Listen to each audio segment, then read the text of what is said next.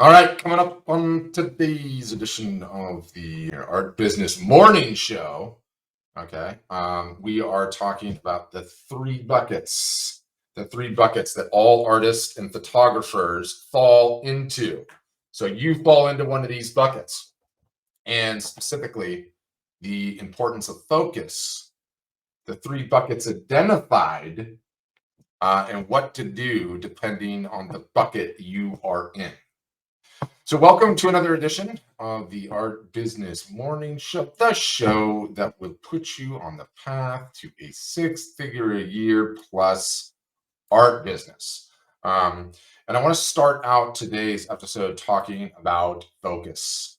Okay, focus, so important. Such a simple word, focus. Everybody knows what it means. Easy enough to do for a short period of time, right? Stay focused. For sustained periods of time, though, a little bit harder to do, right? Different kettle of fish, that, like the English like to say. That's a different kettle of fish. It's hard to stay focused in anything for a long period of time, right? And what I find in my conversations with artists and photographers throughout the fruited plains, across the fruited plains, and this is both customers and then, non-customers that are coming on the art business workshops, is a lot of times based on the questions that they ask or what I see them doing, they are working on problems, i.e., their focus is in the wrong place. They're working on problems for buckets that they're not in. You have to be focused on the bucket you're in so you can get out of that bucket and go into the next bucket. So I want to talk about the buckets. I want to talk about focus. Focus two ways, too. There's two sides to the focus coin, right? On one side, you have to focus on what's important, right? And then on the other side, you have to completely ignore everything that's not, right? You have to focus on, you have to stay very cognizant of what not to focus on, the whole overcook, undercook special. So the genesis of this whole thing for me is that I've been tasked this year with improving our in-house marketing agency. And if you're not in the know, at our Storefronts, we have an in-house marketing agency that offers a bunch of different services, one-offs and recurring services to help our customers out. Okay, wonderful. Why am I bringing this all up? Is this some sort of subtle sales pitch? What? Are you kidding me? How long have you been listening to this podcast? Of course it's a subtle sales pitch. Everything I do is a subtle sales pitch. But if you have been listening to this podcast for any period of time, or this live Instagram show, or Facebook show, or YouTube show, you know that, I like talking about where we are at this point in time, the latest, most up-to-date thinking, and I want to be able to tell the story. It's not a sales pitch. It's these problems that we are attempting to solve here at Art Storefronts, whether you are a customer or not. These are all the biggest problems you guys have. I already know. I talked to thousands of you. Okay, so my job entails doing two kinds of marketing, right? Marketing to prospects, those that could potentially become customers, and marketing to my customers, okay?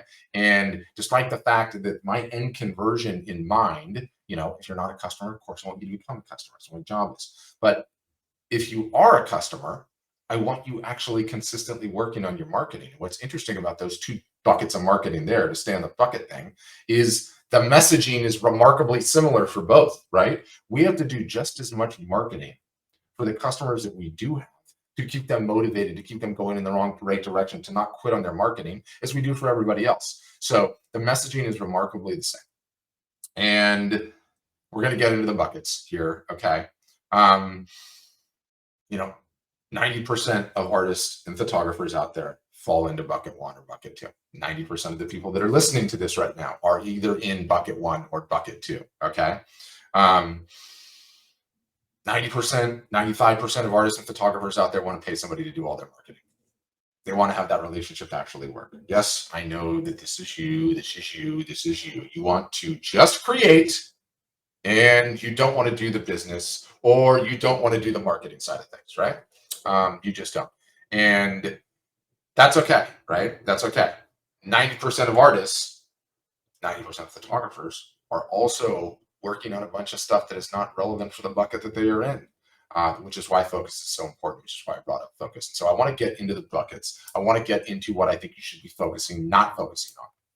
But before I do, one final, like, again, I know your deepest, darkest desire, okay? It's not even dark. Dark makes it sound weird.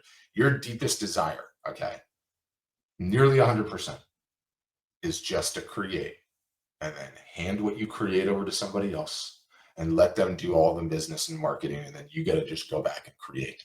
I know that's what you all want, okay? That's totally okay.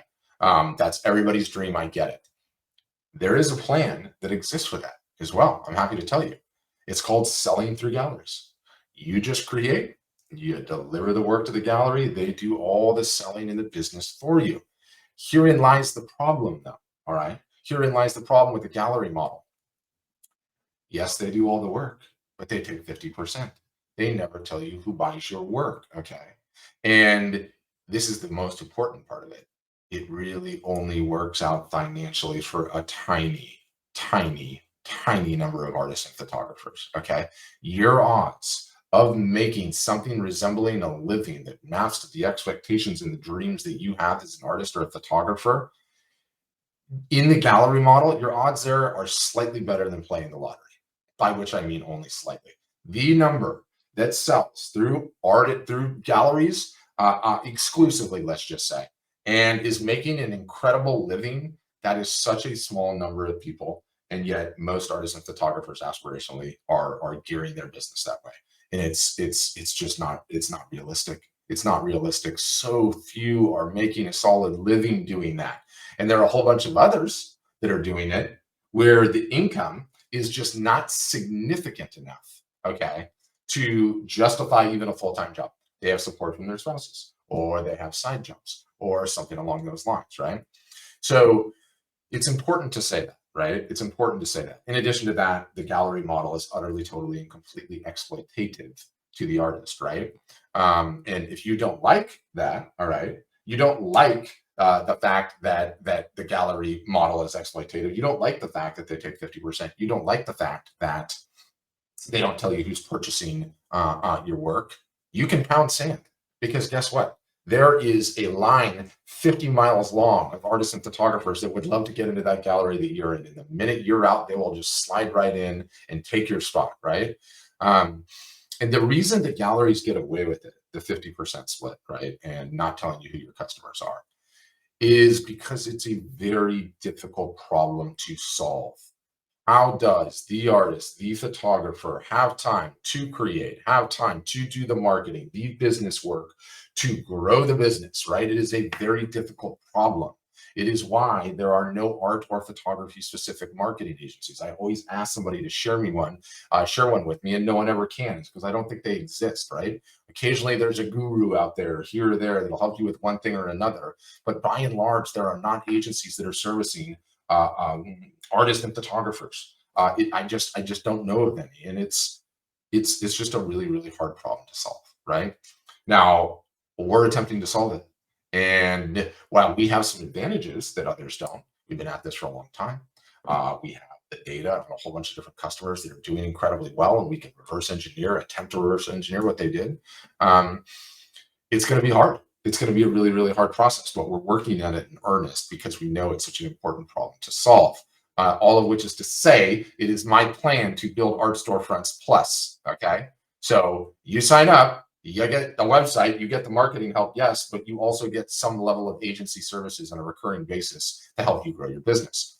And I need to figure out a creative way to combine these one-off services and these recurring services. And so, that's going to be a very difficult thing to do, given how hard this problem is. Okay, given that my odds of success are likely not very high, that needs to be said. But challenge accepted. That's what we're trying to do. But I bring all that up to say that is the lay of the land where we are currently, and that's totally okay. But what needs to happen is if I'm going to stand any success with that agency concept, with that agency idea, I need to understand these three buckets. I need to be talking about these three buckets. I need to explain to the people that are in the buckets why they're in the buckets and what they need to work on, what they need to focus on. So that's sort of what's informed where I am right now, right? And you look at going back to the gallery thing, like the galleries only work with people that are in the third bucket. Okay, Well, how the heck do you get through bucket 1 and bucket 2 then, right? It's not easy. It's a very difficult world in which you guys inhabit in some capacity. The good news though is, oh shoot, anytime I get a phone call on Instagram, and this is just for your own Instagram streaming knowledge, and you have your AirPods on, it whacks out the audio, and it's really annoying. Will you guys tell me whether or not that fixed the audio on Instagram? And did that fix it? Working or not? Working or not working? Somebody leave me a comment. Anyway, good to know for your Instagram screaming. You really have to get a phone that is not connected if you're going to get phone calls. And let's be honest with you, you're going to get a phone call. It's going to be that person letting you know that your car warranty is about to expire. Most annoying thing in the history of mankind. Is it working? I apologize to break my flow. These are the things that you learn streaming and shipping things. I got to get a second phone. I actually have a second phone. I got to just get it set. Anyway, the 3 buckets, right? I want to talk about the 3 buckets. One, because all of you guys fall into 3 buckets. Oh, it still says it's not working. Let me get it. I'll try again one more time. Step 1, identify the bucket you're in. Step 2, focus on what's going to get you out of that bucket. And what? Step 3, I think that's it. So, all right, let's see if that fixed it. All right, let me know if that fixed it. Otherwise, I have to hang up on Instagram. All right, bucket number 1. Are we ready? Okay. You have not validated your art or photography. You have not validated your art or photography. This is bucket number 1. Okay. And specifically, sorry, Instagram, I'm going to have to end you. It sucks. And one last thing, I got to focus on you guys on Facebook. So you have not validated your art or photography, right? And what does that mean specifically? Apologies for the streaming issues. You have not sold your art, your photography to people not named mom, dad, other relatives, friends, or folks attempting to date you, okay? Stated plainly, you need to sell your work to strangers, okay? You need to sell your work to strangers. And until you do this, you do not know if you have a product that will sell, okay? That you have a product that the market wants. And the rough math on this, if I talk to 10 different artists, 2 out of 10 are in this bucket. Are you in this bucket? 2 out of 10 are in this bucket. And fundamentally, it is so important, okay, so important to get this right before you think. One of the biggest issues I see are people in bucket 1 that think they're in bucket 2 and they're working on bucket 2 problems, which is wasting time. They need to work on bucket 1 problems. And what I always think of is like the Gandalf analogy, right? Like where he's got the staff and he rams that thing into the ground and it's like, you shall not pass, you shall not pass. I'm just trying to keep whatever that demon looking thing out is. Side note, one of my favorite videos on the internet is a guy that dresses up in that Gandalf suit. And this guy's got tremendous cojones. And he gets on a skateboard on a 2-lane road and he's blocking traffic on the road, and there's like 9 cars behind him, and he's just in the road with the Gandalf suit on and the staff, and he's going really slow. And all the cars keep honking at him, and he goes, "You shall not pass." Hilarious video. I got to put that in the show notes. I got to go watch that again. But anyway, it needs to be like Gandalf, right? You shall not pass out of bucket 1 until you have well and truly validated your art. And so many people think they've done this, whether they just don't know the rules, or they're lying to themselves, or they think they validated themselves, but really they phoned in the effort. And it's destructive. It's destructive to the business. And when you understand that you're in the bucket and you're honest with yourself, and you either attempted to sell your art and it didn't sell. You've not attempted to sell your art at all. You've been at it for 1.5 years and you sold 2 pieces. All of those, you have not validated your art, right? And what does everybody do in this bucket, in this stage? They focus on all of the nonsense that is not going to get them out of the bucket in the first place. And you really have to get into a situation where, and what do I mean by that? Nothing else. You don't need a website. You don't need a business card. You don't need a bank account. You don't need to know the tax implications of what's going to happen when you sell all this art. You don't need to know what your niche is. You don't need to have a brand. You don't need to know about shipping rates. You don't need to know about shipping rates to Canada. You need to know about shipping rates anywhere. You're not shipping anything, okay? You don't need to worry about jury shows, awards, likes, comments, or shares, okay? You need to be laser focused on getting the product to market and attempting to sell it. And if you look at what you're doing, what you're spending your day-to-day time on, what you are busy with, and you can't immediately answer the question on how whatever it is that you're doing is going to have you get your product in your hands and get it in front of strangers, you are working on the wrong thing. Okay. You are working on the wrong thing. You have gotten into the car that is your business and you have set the GPS to hobbyist. Okay. That is what you've done. And rest assured, you are going to get to your destination if you're doing that. You need to focus only on creating the thing, getting samples of the thing, originals or prints, and going and trying to sell it to strangers. There's nothing else. There's nothing else. And I know this is hard, which is why everybody wants to work on everything but this, right? There's nothing else. Just this. Nothing else. And you create it, you get the sample so you can show it. You go show it to strangers. Did it sell or not? Did you try a few different times? Did you really try or did you phone it in? You phoned it in? Okay, really try this time. Did it sell? No, then it's time to try a different subject material, okay? Because nobody wants the product that you're selling. And you rinse and repeat this process, okay, until you get it right, until you get it correct. And then once you do have the product the market wants, you're out of this bucket. You're out of this bucket, you're into the next bucket, you're into bucket number 2. And, solving for this one, it's why we love the in-person shows. It's why we love the live art shows, okay? Because what is the barrier to entry to an in-person show? What is the barrier to entry to running a live art show? You need to have the product created. You need to have the product in your hand to be able to show it off. And you need to get it from strangers, right? Both of those force you to go and get the thing done, right? So if you're not creating the thing, if you are not ordering samples of the thing, if you're a photographer, or if you're not ordering potentially prints, if you're the painter, or have your originals good to go, and then you are not signed up or planning on or loading the car up or turning the phone on to do a live art show, you are working on the wrong thing. You are working on the wrong thing. And if it didn't sell, you got to go back to square one. That's just the ball game. That's the ball game, right?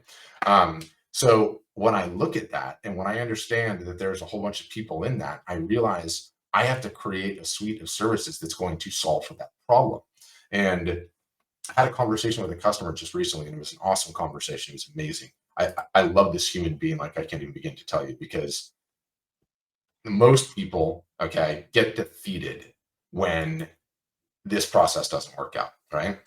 They're so talented. They've created this amazing thing. Everyone has told them it's awesome. They're going and trying to sell it, and they've barely sold anything. And do you know what they normally do in that position? Look for people to blame. More often than not, they lash out at a myriad of this, that, and the others, which is all nonsense. Or they just get down and depressed, and they take it as a fear of rejection, and it completely demotivates and kills them. This person in question has been at it for an entire year and change. I think it'd be 2 years. And the sales have just not been mapping this person's expectations, right? And I said, get through the end of the year and then let's have a talk. And we got through the end of the year, we looked at the numbers, we looked at the revenue, and it's like, okay, you got to come to terms with the fact that you've not validated your art. This product, while beautiful, it's not selling. It doesn't matter whether or not it's beautiful. It matters whether or not people want to part with hard-earned dollars and cents to purchase what you've created, okay? And in his case, it wasn't mapping to his expectations. So I was like, we have to pivot. We have to validate the art. We have to come up with some new styles. And so he had this incredible idea, and he's like, tell you what, I'm going to take a different photo of different subject material every single solitary day for 30 days. And I'm going to post it on Instagram, a different one, every single solitary day. And then I'm going to look at the feedback at the very end of it, and I'll see if I have any direction there. And I sat there and I listened to that, and I was like, it's a great idea. It's a fantastic idea. The concept of that, of trying all those different subject materials and taking them to market, in this sense, to social media, and seeing what the likes and comments and shares look like. Fundamentally, conceptually, I really like that. I added to it at the end of it. I was like, okay. And at the very end of those 30 days, you're going to order a smattering of prints of your favorite ones that you think will sell the best. And you're going to run a live art show with all of the images in the store, right?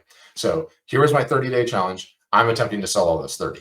Now, how will that work in process? I don't know. We're going to test it. We're going to see. I got to test a whole bunch of different things like that, but I like it conceptually. I think that's thinking in the right position. It's like, I'm a talented photographer. I'm really good at what I do. I picked the wrong subject material. No one wanted it. I'm not going to get emotional about that. It's about how many arrows I fired, okay? Not whether or not I hit the bullseye the first time. So you're going to go and try all these various different things. As long as you get it to market, I think that's on the right path. And so for the people that are in this bucket, I need to design a suite of services that's going to speak to them. So Art Storefronts Plus needs to serve those folks, right? So if you're in this bucket, understand the focus, understand it's a completely normal place to be. If it's not working out for you now, it does not mean your art sucks or you suck or the market sucks or no one's buying art or everyone's broke or inflation or whatever it is. It just means you have not come up with something the market wants. The fact that you figured this out and you know is giving you the freedom to try something else. It is a remarkable position to be in. That's bucket number one. Bucket number two, okay, your art is validated. Could be recently, could be consistently over the last 30 years, could be anything in between. Perhaps you did shows and things. Perhaps you were selling through those exploitative galleries. However you did it, you sold a decent amount to a large amount, something in between of art to strangers. Congratulations, fantastic place to be. That's amazing. Problem, okay, you never really worked on your marketing. Never did. You never did it consistently. You never built an email list. You never emailed that email list. You don't even have records on everyone that's purchased your work over the years. If you do, I would call that a collector list. If you do, you've never really cultivated a relationship with them or followed up with them or communicated with them in the slightest, right? You've never taken social media seriously. You just hate it. You don't want to do it. You're over it, right? And the rough mass on this one, right? So bucket number one was roughly 2 out of 10 people, right? 20%. The rough mass on this one, or 70%, 7 out of 10 artists are in this, photographers are in this bucket. And it's an interesting spot, right? Because in many cases, you've had some level of success, a small level of success, up to like a large level of success, but you never took your marketing seriously. And it's a tough spot. It's a tough spot to be in. It's a tough spot to be in. When you've never marketed, when you've never taken it seriously, you fall into this trap like, wait a minute, I've been at this for a while. I've seen some level of success. I don't need to do these early stage startup type business moves. Like I'm established already, right? But the reality is that you're not. Your business is starting from scratch. It just is. Okay. You have an attention slash marketing slash lead problem. You need to acquire folks, okay, that you can sell your art to, that you can market to. You need to build out your collector list. You need to market consistently. You need to learn the basics of marketing. This is a big group. Okay. There's a lot of variance in this group, but largely it all comes down to marketing, learning marketing, generating leads, doing so consistently for years. Okay. Emphasis on the years part. And you need to focus on your marketing and never stop and never stop. And it's still the biggest problem you have in the business. And the business is never going to grow until you start building up these marketing muscles and getting it to go. And no one ever tells you that it's going to take you 3 to 5 years to do this. It's going to take you 3 to 5 years to do this. Can we just say that? Can we just be honest and say that it's the truth? It's also important to say here, the vast majority of these folks have a full-time job. They just do. They're not full-time artists. If they don't have a full-time job, they have a side gig and this is their job, or they have a supportive spouse, or they're independently wealthy and they're in the inheritance business. God bless you. And cousin business is a booming. So most folks in this bucket do not have a massive amount of free time. Okay. It's not like they're full-time artists and they can focus on this. Time is their most precious commodity. Which is why an agency here is such an important play. You need help, right? The help can be so incredibly important. And, you know, most of the folks in here, and again, this was the thing that I like paused on a few seconds ago, is it's really, really hard because the majority of the people that are in this stage, that are in this part of the game, you've been at it for a while, right? And if you've been at it for a while, you're like, I don't need to go and do all of the stuff that people do when they're just getting started, right? Because I'm already past that. You have to get that out of your mind, because if you've never marketed consistently, you're basically just right back to step one. Now, it's wonderful because you've already validated your art and got that part done. And that's going to help you greatly, but there's no shortcut here. There's no shortcut here. It is a 0 to 1 problem, right? And 0 to 1 is like, we say 0 to 1, but it's just getting the business spun up. You're essentially just getting the business spun up. And they're the most painful years. They are the hardest years. They are the biggest grind. You are going to want to be pulling your hair out of your head. And to be honest with you, the fact that it's a 3 to 5 year journey, the fact that there are zero shortcuts, the minute you start taking the shortcuts, you're setting the GPS from on the path to a successful and growing business back to hobbyist again. It's why everyone quits. It's why everyone quits. It's why everyone moves from website to website, to marketplace, to nonsensical thing that is not going to work, because nobody really at the end of the day wants to do the hard work here, right? Ultimately, this is why this podcast gets the downloads it does. It's why Art Storefronts is the business that it is, because this is the hardest problem to solve, right? This is the biggest bucket of you artists. Most of you who are listening to this likely fall into this bucket, and that's okay. It's still totally solvable. You need to learn to market. You need to focus on marketing consistently. And really, your biggest problem is you can never stop. You can never stop, which is where the emotional and the tech support and everything else comes in to keep you on the path, because there's going to be highs and there's going to be lows. And when the lows hit is when everybody quits. And usually it's 6 months or 9 months or a year and a half or 2. And you get burned out because no one's giving you the perspective of how long it takes to actually build this business. And it is so critically important. My goodness, is it critically important. And if you just have a little emotional support, don't get me wrong, there are some artists that are just freaks that just understand. I mean, because I would quit. Okay, I'll just tell you, I'd be a quitter. I'd get like a year and a half in and be like, what the hell am I doing? This is not working. And I quit. And some people are just able to stay focused and fight through it. And they get to year 5, year 6, year 7, when the business just starts humming. It's beautiful. But most don't. So again, it's why an agency could be potentially so successful here. You can just give everybody a regular recurring little shot in the arm to keep them going.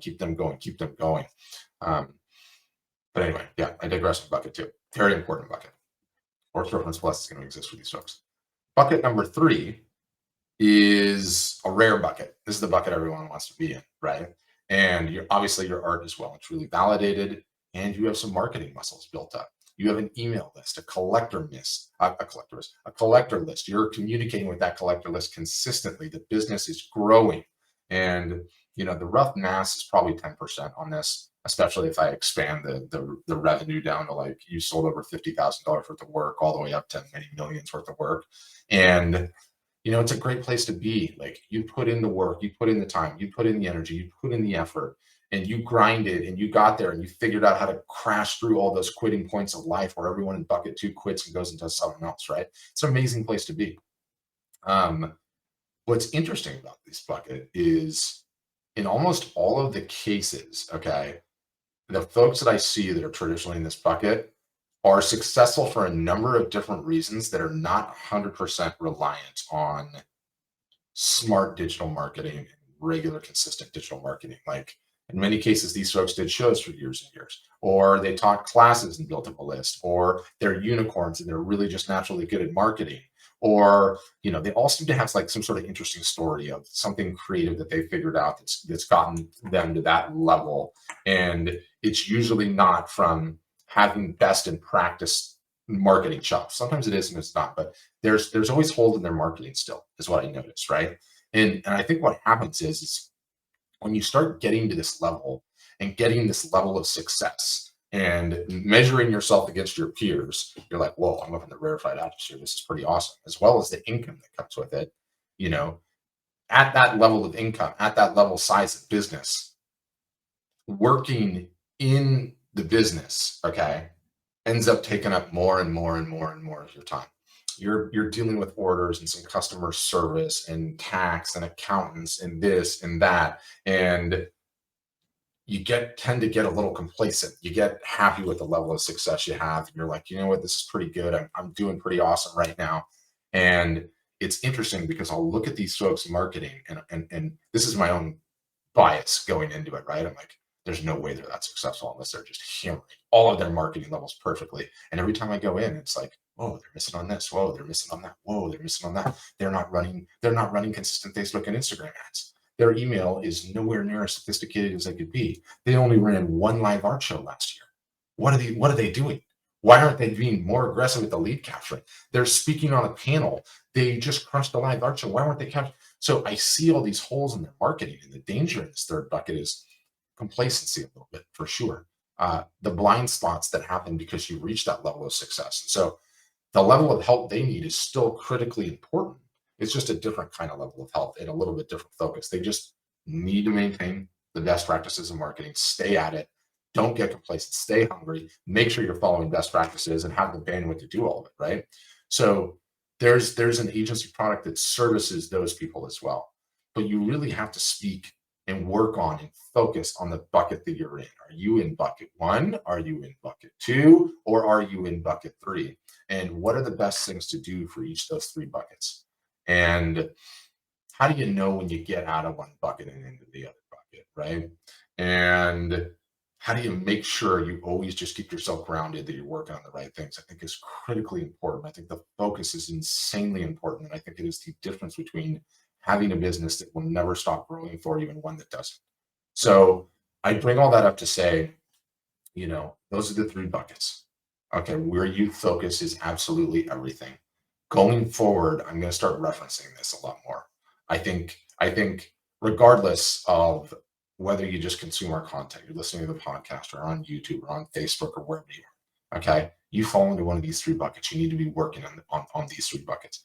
If you're a customer and you just signed up and you're never going to use the agency, I don't care. You're going to have all the DIY stuff and all the rest of the stuff that we provide in the back end. Fantastic. I'm still going to start placing you in buckets and talking more about the various different buckets.